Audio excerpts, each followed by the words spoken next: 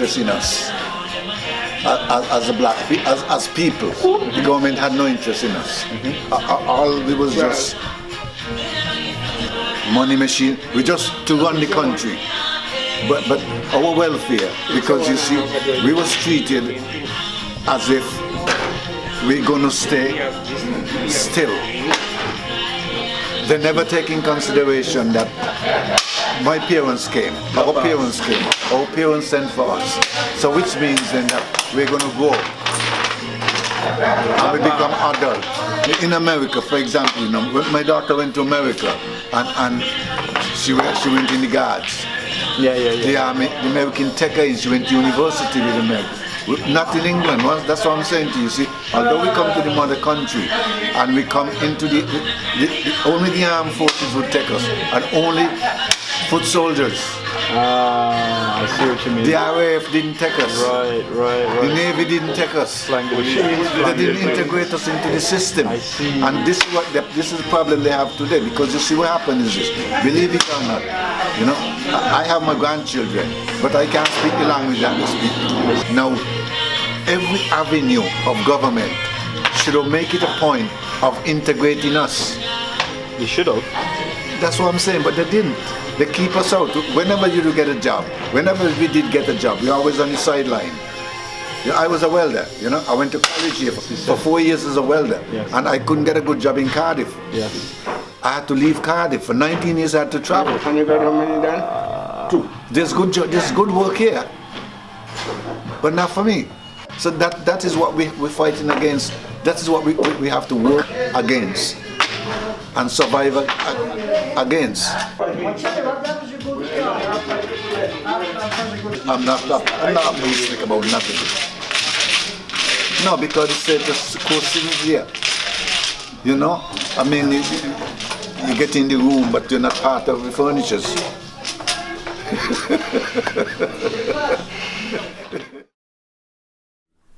The Windrush generation was my parents' generation. I mean, they come in the latter part of the Windrush era. And my understanding of the Windrush generation is really around the people who responded to the call from the Caribbean nations to come over and to help fill job shortages. And as British citizens, a lot of people heeded that call. And they came here seeking opportunity, feeling that they were British citizens and feeling that they would be welcome here. My parents came here in the early 60s, so they would have been the latter part of that era.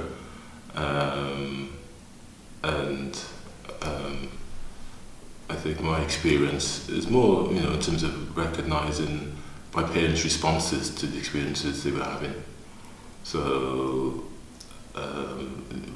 where the conversations they were having and their friends were having around, you know, how they were settling, the treatment they received, you know, the positives and negatives in terms of, you know, the friendships they may have made or the things they left behind, some of the stresses they were experiencing, their concerns for their children, and their, you know, their aspirations for their children as well, you know. But yeah, so I think very much as a child of that generation, almost getting, I won't say obviously not direct, but a very close experience in terms of the stresses and strains and experiences, opportunities, and, you know, general day-to-day experience of being othered in a lot of cases, not being understood, being misrepresented quite often in the media and in news reports. At least those are the ones I was aware of. Do I feel British or Welsh? I feel British, I feel Welsh. I didn't feel British or Welsh until I went to the Caribbean. Yeah? Because once I went to the Caribbean, I suddenly realised what bits of me were British. You know, and it wasn't a negative thing. And it wasn't a disassociation from the Caribbean either. Because what I also linked is with I can understand why my parents do that, why they think like that, why they react like that. So that came much more to the fore for me. But also recognising the bits of me that were British that clearly made me stand out when I was in the Caribbean. I didn't just go there and blend because I was black. I had cultural aspects to me that made me very British. Not just my accent, but just the way, my manner. Do you see what I mean? So I feel British, I feel Welsh, I feel African Caribbean, you know, and that's all part of who I am. And those are the three aspects of who I am. So I'm male, I'm a father, you know, I work in the community development sector. I mean, you know, I'm into equalities. I like movies, I like, you know, just all these things are part of me, and they're all equally part of me. Do you see what I mean? My father was from Belize, which is British Honduras. It used to be called British Honduras. And my father was part of a contingency recruited at the start of the war to come here for the war effort to help Britain. And his family back in Belize, I don't know anything about. He left in 1942 and never went back. My memories of growing up were happy ones. We were very poor. Everybody in the Bay was poor. Poverty is a relative thing, so, you know, but relative to the rest of the Cardiff, you know, and my family were poor. And it was into that world that the people who came here from the Caribbean in the late 50s, early 60s came, you know. They came where there were people like them, where they were welcomed. Yeah, and they could get a hand. My mother loved children, and she had a reputation for taking children in and looking after children. So our house was always full of lots of children. And so the new arrivals from the Caribbean, quite a few of them came to my mother and said, "We've been told that you will help us." And I remember my mother telling them where to go for the school uniform, you know, what they had to do about school to get into schools and stuff like that. I remember that very, very clearly, you know. Yes, and the accents of the kids when they arrived, and, you know, it must have been such a shock to them. It must have been, you know. And one of my friends said, when they arrived, he was the oldest, and they walked down from the station, and they were looking around, and he said he'd read a book, and he'd read about factories in Britain. So he said, these must be the factories then. When we walk through these factories, you'll see all the houses. Because they'd never seen these grey, dark terraces in their lives before, you know. And they did not have an easy time, you know. Tiger Bay, at a period in time when Tiger Bay was about to be demolished. So there was disruption, you know, and the housing was in a poor condition, generally speaking. They couldn't get jobs, a lot of them who came with professions but couldn't get jobs, and so ended up working, you know, in factories and taking on very physically demanding jobs. I mean, Tiger Bay was attached to Cardiff Docklands. Without Cardiff Docklands, Cardiff would have remained a little village. You know, Cardiff's wealth came from the coal that came from the South Wales valleys, and it came from shipping that coal all around the world. It would not have existed as it did today without the docks and the coal and the crews that sailed those ships. So I think the more information about your history, about some of the things that have happened, we've been talking about now, about the First World War, the 1919 riots, about the discrimination that people faced in the docks during the 50s and 60s, the way that Tiger Bay was demolished and people were, you know, rehoused without choice, compulsory purchase, all that stuff. We need to help children to learn about that, not so that they grow up being angry and stuff, but that they grow up aware, or they grow up aware of what might happen to them, and perhaps give them some incentive to get involved in public life so that they know and they have their say. Because unless we're there when these things are being developed, then they will be done to us, not with us. I mean, I know the Windrush generation are people who came over from the Caribbean, from say Jamaica specifically in 1948, and the Empire Windrush, and so we're talking about that group of people. For me personally, the Windrush is a ship, and I think that's not the best way to sort of talk about those people, you know. So I refer to them as the golden generation. That's the word that I use, and I also refer to people as elders. My mom came over in the early 60s, you know, 62 she came over, and she worked in the hospital for over 40 plus years. I came over in 1968 to join Mom and their 7 children, you know, and we were left back in Jamaica, and my mom came over and she worked, and she paid for us to come up, and we came up individually. I came in 1968 and I spent 2 years at school before I joined the British Army, and it was really, really difficult when I first came up because it was a new culture, a new country, and going to school at that age, you know, it was difficult to try and adjust to schooling in Britain. We came living in Bristol. So it was really, really difficult, and when I talk to Mom and other people of my mom's generation, and I've also got some experiences of it myself, was that it was really, really difficult when they first came, because they came with lots of optimism about Britain and the mother country, you know. So they came believing themselves to be invited. They were invited.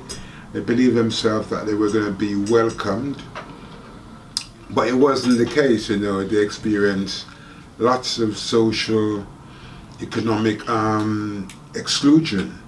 You know, it was difficult to find jobs, difficult to get work, and you know, so it was really, really difficult. And when I think about them, it reminds me of one of Bob Marley's songs, you know, which says, it's from Buffalo Soldier. He said, we were fighting an arrival, fighting for our survival, and I think that's what that generation experienced, you know. And I think for me, they fought a very good fight, and I think because what they were doing in terms of rebuilding Britain, they were also providing for the family, because they wanted to give us a better opportunity, a better life chances, you know. That's what, and they succeeded in that.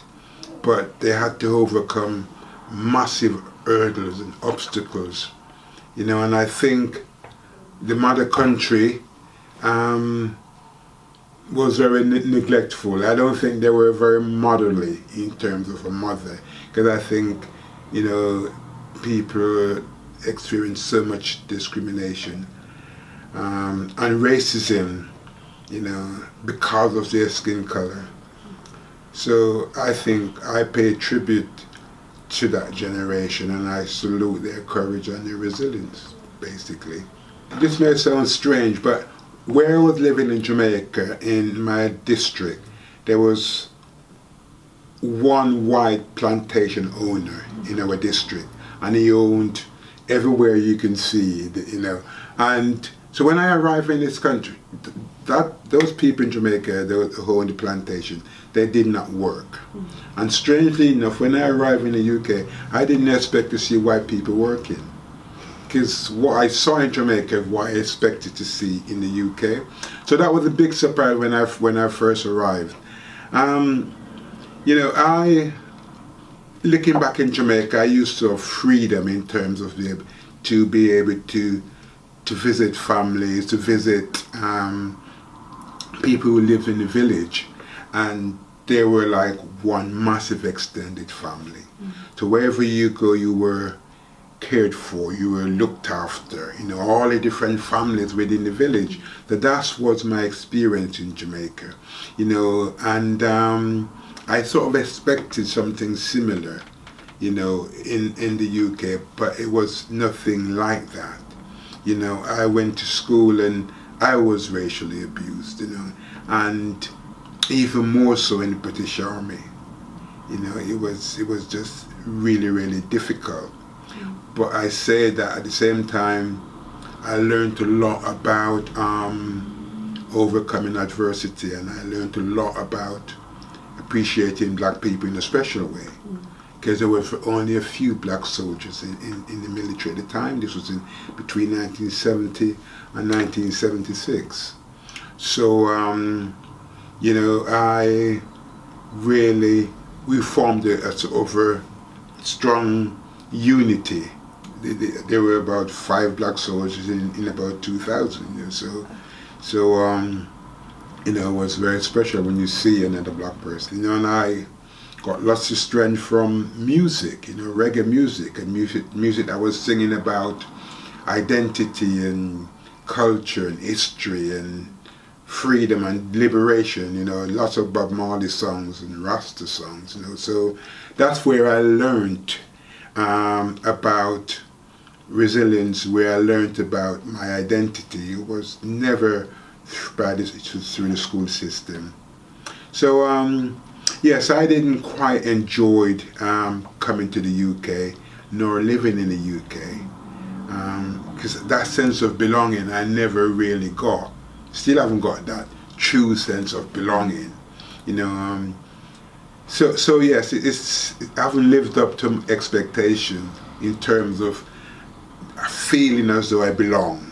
When you can see that people that looks like you have contributed and have done great things, then it gives you inspiration. You can aspire to those things. So I think it's important for them to realize that we've got a right to be here, you know, and that we've helped to build this society, this country, and therefore they can walk with pride, you know, and they can continue I don't know, the work, the struggle, whatever you want to call it, you know, to walk in the footsteps and walk on the shoulders of people who have contributed, you know, and to have that, you know, assurance that yes, we can, the baton has been passed on to us, and we've got an obligation to basically take things forward and to help make this society an even better society, one that is more tolerant, you know, and more accepting of what, you know, people of color have contributed towards this society. I think it's important for them to know that, you know, and I think it was Marcus Garvey who said that people without a sense of their past history, origin and culture, it's like a people without roots. It's like a tree without roots.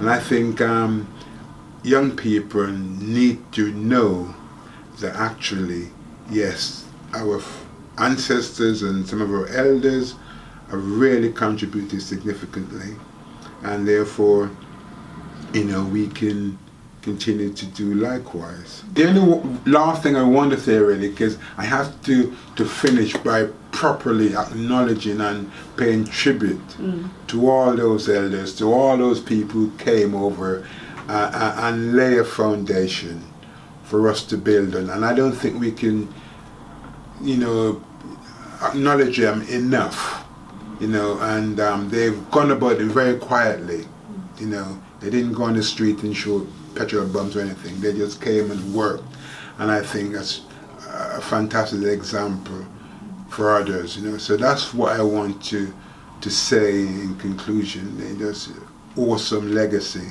that they're leaving, or they've left, really. So just want to salute them for that. Tilbury. The Empire Windrush brings to Britain 500 Jamaicans. Many are ex-servicemen who know England. They served this country well. In Jamaica, they couldn't find work. Discouraged but full of hope, they sailed for Britain. Citizens of the British Empire coming to the mother country with good intent. Prodded by public opinion, the Colonial Office gives them a more cordial reception than was at first envisaged. Many are to be found jobs. Our reporter asks them what they want to do. Why have you come to England? To seek a job. And what sort of job do you want? Any type, so long as I get a good pay. Some will go into industry, others intend to rejoin the services. Now, you're ex-Air Force, aren't you? Yes. Are you going back into the Air Force again? Yes, Do you know if you'll be accepted? I think so. Some plan to return to Jamaica when conditions improve. I'd like to ask you, please, are you a single man? I am a single man. Only my mother that is depending on me. And I'm also an ex-serviceman. You're ex-service, RAF, Yeah, are you? RAF. I took a course in Scotland in case making, and I'm desirous of going back there to see if I can further, because I like it very much, and I'm trying to help myself and also help my mom. Their spokesman sings his thanks to Britain. Now, may I ask you your name? Lord Kitchener. Lord Kitchener. Now, I'm told that you are really the king of calypso singers, is that right? Yes, that's Well, now, will you true. sing for us? Right now, Yes. London is the place for me. London, this lovely city. You can go to France or America, India, Asia or Australia, but you must come back to London City. Well, believe me, I am speaking broad-mindedly. I am glad to know my mother country. I've been traveling the countries years ago, but this is the place I wanted to know, darling London. This is the place for me.